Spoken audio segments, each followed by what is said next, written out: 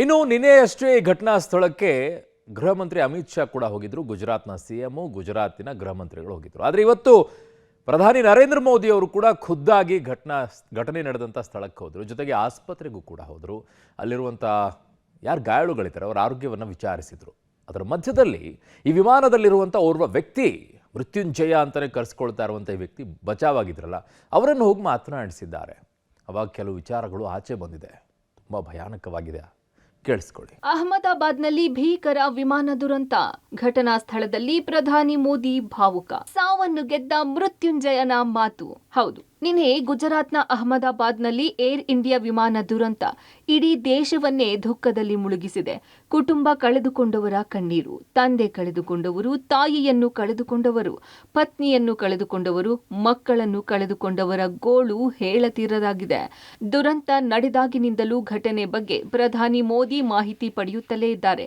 ಅಲ್ಲದೆ ಕೇಂದ್ರ ಗೃಹ ಸಚಿವ ಅಮಿತ್ ಶಾ, ಕೇಂದ್ರ ನಾಗರಿಕ ವಿಮಾನಯಾನ ಸಚಿವ ರಾಮ್ ಮೋಹನ್ ನಾಯ್ಡುಗೆ ನಿನ್ನೆಯೇ ದುರಂತ ಸ್ಥಳಕ್ಕೆ ಭೇಟಿ ನೀಡುವಂತೆ ಸೂಚಿಸಿದ್ರು. ಆದರೂ ತಮ್ಮ ಸ್ವಂತ ಜಿಲ್ಲೆಯಲ್ಲೇ ದುರಂತ ಸಂಭವಿಸಿರುವುದರಿಂದ ಇಂದು ಬೆಳಿಗ್ಗೆಯೇ ಅಪಘಾತ ಸ್ಥಳಕ್ಕೆ ಭೇಟಿ ನೀಡಿರುವ ಪ್ರಧಾನಿ ಮೋದಿ ಸ್ಥಳ ಪರಿಶೀಲನೆ ನಡೆಸಿದ್ರು. ನೋವು, ದುಃಖ ತುಂಬಿದ ಹೃದಯ, ಕಣ್ಣೀರು ಹಿಡಿದಿಟ್ಟುಕೊಂಡಿದ್ದ ಪ್ರಧಾನಿ ಮೋದಿ ದುರಂತ ಸ್ಥಳಕ್ಕೆ ಭೇಟಿ ನೀಡಿದ್ರು. ದೆಹಲಿಯಿಂದ ನೇರವಾಗಿ ಅಹಮದಾಬಾದ್ಗೆ ಭೇಟಿ ನೀಡಿದ ಪ್ರಧಾನಿ ಮೋದಿಗೆ ಗುಜರಾತ್ ಮುಖ್ಯಮಂತ್ರಿ ಭೂಪೇಂದ್ರ ಪಟೇಲ್, ಕೇಂದ್ರ ನಾಗರಿಕ ವಿಮಾನಯಾನ ಸಚಿವ ರಾಮ್ ಮೋಹನ್ ನಾಯ್ಡು, ಕೇಂದ್ರ ಸಚಿವ ಮುರಳೀಧರ್ ಮೊಹೋಲ್ ಮತ್ತು ರಾಜ್ಯ ಗೃಹ ಸಚಿವ ಹರ್ಷ ಸಂಘವಿ ಸಾಥ್ ನೀಡಿದ್ರು. ಭಾರವಾದ ಹೃದಯದಲ್ಲೇ ಹೆಜ್ಜೆ ಹಾಕಿದ ಮೋದಿ ಮುಖದಲ್ಲಿ ನೂರಾರು ಜನರ ಸಾವಿನ ಸಂತಾಪ ಎದ್ದು ಕಾಣುತ್ತಿತ್ತು.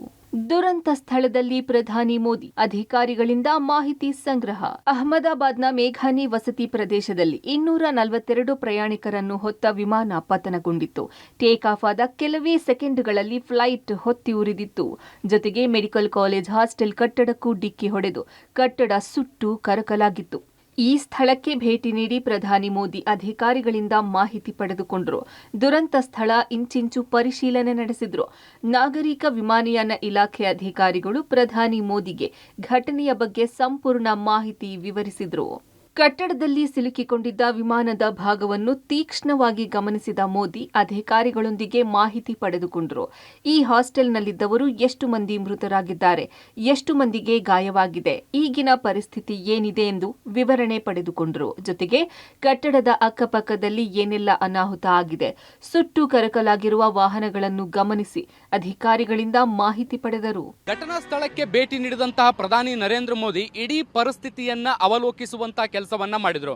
ಮುಖ್ಯವಾಗಿ ಬಿಜೆ ವೈದ್ಯಕೀಯ ಆಸ್ಪತ್ರೆ ಏನಿದೆ, ಈ ಆಸ್ಪತ್ರೆಯ ಆವರಣದಲ್ಲಿರುವಂತಹ ಹಾಸ್ಟೆಲ್ನ ಮೇಲೆ ಈ ಒಂದು ಫ್ಲೈಟ್ ಕ್ರಾಶ್ ಆಗಿತ್ತು. ಕ್ರಾಶ್ ಆಗಿ 265ಕ್ಕಿಂತ ಹೆಚ್ಚು ಜನರು ಸಾವನ್ನಪ್ಪಿದ್ದಾರೆ. ಸೊ ಈ ಒಂದು ಘಟನೆ ಹೇಗಾಯಿತು ಮತ್ತೆ ಈ ಸುತ್ತಮುತ್ತಲಿನ ಪ್ರದೇಶದಲ್ಲಿ ಇದರಿಂದಾಗಿರುವಂತಹ ಇಂಪ್ಯಾಕ್ಟ್ ಏನು ಅನ್ನೋದಕ್ಕೆ ಸಂಬಂಧಪಟ್ಟಂತೆ ಮಾಹಿತಿಯನ್ನು ಕಲೆ ಹಾಕುವಂತ ಕೆಲಸವನ್ನ ಮಾಡಿದ್ರು.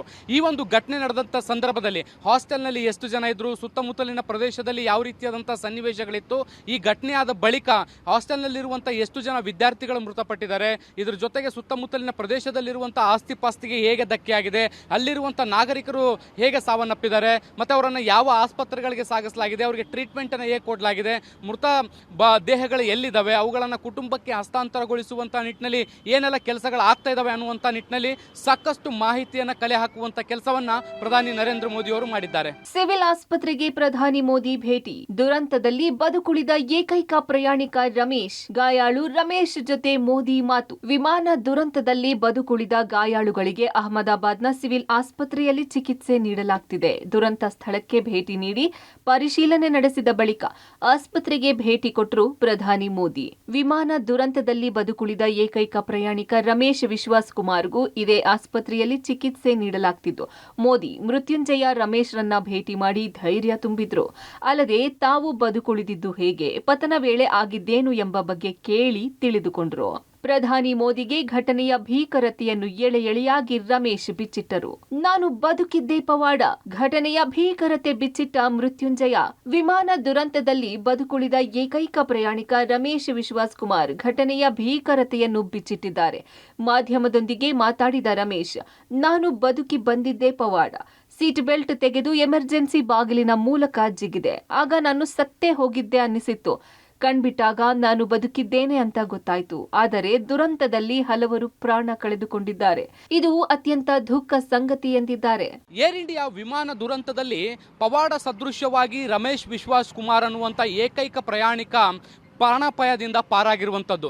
ಆತ ಈಗ ಮಾಧ್ಯಮಗಳ ಜೊತೆಗೆ ಮಾತನಾಡಿ ಈ ಒಂದು ಭೀಕರ ಘಟನೆಯ ಬಗ್ಗೆ ತನ್ನ ಮಾಹಿತಿಯನ್ನು ಅಥವಾ ಅನುಭವವನ್ನು ಹಂಚಿಕೊಳ್ಳುವಂತ ಕೆಲಸವನ್ನ ಮಾಡಿದ್ದಾನೆ. ವಿಮಾನ ದುರಂತ ಬಗ್ಗೆ ಮೋದಿ ಪರಿಶೀಲನಾ ಸಭೆ, ಪೊಲೀಸರು ಅಧಿಕಾರಿಗಳೊಂದಿಗೆ ನಮೋ ಮೀಟಿಂಗ್. ದುರಂತ ಸ್ಥಳ ವೀಕ್ಷಣೆ, ಪರಿಶೀಲನೆ, ಸಿವಿಲ್ ಆಸ್ಪತ್ರೆಗೆ ಭೇಟಿ ನೀಡಿ ಗಾಯಾಳುಗಳ ಆರೋಗ್ಯ ವಿಚಾರಿಸಿದ ಬಳಿಕ ಪ್ರಧಾನಿ ಮೋದಿ ಪರಿಶೀಲನಾ ಸಭೆ ನಡೆಸಿದ್ರು. ಅಹಮದಾಬಾದ್ ವಿಮಾನ ನಿಲ್ದಾಣದಲ್ಲಿ ಅಧಿಕಾರಿಗಳೊಂದಿಗೆ ಸಭೆ ನಡೆಸಲಾಯಿತು. ಸಭೆಯಲ್ಲಿ ಹಿರಿಯ ಪೊಲೀಸ್ ಅಧಿಕಾರಿಗಳು, ಏರ್ಪೋರ್ಟ್ ಅಧಿಕಾರಿಗಳು ಭಾಗಿಯಾಗಿದ್ರು. ಘಟನೆ ಬಗ್ಗೆ ಪ್ರಧಾನಿ ಮೋದಿಗೆ ವಿವರಣೆ ನೀಡಲಾಯಿತು. ಇದೊಂದು ಊಹಿಸಲಾಗದ ದುರಂತ. ವಿನಾಶದ ದೃಶ್ಯ ದುಃಖಕರವಾಗಿದೆ. ಪ್ರಧಾನಿ ಮೋದಿ ಟ್ವೀಟ್. ಇನ್ನು ದುರಂತದ ಸ್ಥಳ ವೀಕ್ಷಣೆ, ಗಾಯಾಳುಗಳ ಆರೋಗ್ಯ ವಿಚಾರಣೆ, ಪರಿಶೀಲನಾ ಸಭೆ ಬೆನ್ನಲ್ಲೇ ಪ್ರಧಾನಿ ಮೋದಿ ಸಾಮಾಜಿಕ ಜಾಲತಾಣದಲ್ಲೂ ಸಂತಾಪ ಸೂಚಿಸಿದ್ರು. ಇದೊಂದು ಊಹಿಸಲಾಗದ ದುರಂತ. ಹಠಾತ್ ಆಗಿ ಜೀವ ಕಳೆದುಕೊಂಡಿದ್ದಾರೆ, ಪ್ರೀತಿ ಪಾತ್ರರನ್ನು ಕಳೆದುಕೊಂಡಿದ್ದಾರೆ ಎಂದು ದುಃಖತಪ್ತ ಟ್ವೀಟ್ ಮಾಡಿದ್ದಾರೆ. ಅಹಮದಾಬಾದ್ನಲ್ಲಿ ದುರಂತ ಸಂಭವಿಸಿದೆ. ಹಠಾತ್ ಮತ್ತು ಹೃದಯ ವಿದ್ರಾವಕ ರೀತಿಯಲ್ಲಿ ಹಲವರು ಜೀವಗಳನ್ನು ಕಳೆದುಕೊಂಡಿರುವುದು ಪದಗಳಿಗೆ ನಿಲುಕದ್ದು. ಎಲ್ಲ ದುಃಖಿತ ಕುಟುಂಬಗಳಿಗೆ ನನ್ನ ಸಂತಾಪಗಳು. ಅವರ ನೋವನ್ನು ನಾವು ಅರ್ಥ ಮಾಡಿಕೊಳ್ಳುತ್ತೇವೆ ಮತ್ತು ಅವರೊಂದಿಗೆ ನಾವಿರುತ್ತೇವೆ. ಓಂ ಶಾಂತಿ. ಇಂದು ಅಹಮದಾಬಾದ್ನಲ್ಲಿ ಅಪಘಾತ ಸ್ಥಳಕ್ಕೆ ಭೇಟಿ ನೀಡಿದ್ದೇನೆ. ವಿನಾಶದ ದೃಶ್ಯವೂ ದುಃಖಕರವಾಗಿದೆ. ನಂತರ ದಣಿವರಿಯದೆ ಕೆಲಸ ಮಾಡುತ್ತಿರುವ ಅಧಿಕಾರಿಗಳು ಮತ್ತು ತಂಡಗಳನ್ನು ಭೇಟಿ ಮಾಡಿದೆ. ಈ ಊಹಿಸಲಾಗದ ದುರಂತದಲ್ಲಿ ತಮ್ಮ ಪ್ರೀತಿ ಪಾತ್ರರನ್ನು ಕಳೆದುಕೊಂಡವರೊಂದಿಗೆ ನಮ್ಮ ಆಲೋಚನೆಗಳು ಉಳಿದಿವೆ. ಹೀಗೆ ಟ್ವೀಟ್ ಮಾಡಿದ್ದಾರೆ. ಒಟ್ಟಾರೆ ಅಹಮದಾಬಾದ್ನಲ್ಲಿ ಸಂಭವಿಸಿದ ವಿಮಾನ ದುರಂತದಿಂದ ಪ್ರಧಾನಿ ಮೋದಿ ಗದ್ಗದಿತರಾದರು. ದುರಂತದಲ್ಲಿ ಮಡಿದವರಿಗೆ ಸಂತಾಪ ಸೂಚಿಸಿದ್ದಾರೆ. ಗಾಯಾಳುಗಳಿಗೆ ನಿಮ್ಮೊಂದಿಗೆ ನಾವಿದ್ದೇವೆ ಎಂದು ಧೈರ್ಯ ತುಂಬಿದ್ದಾರೆ. Public TV, Ahmedabad.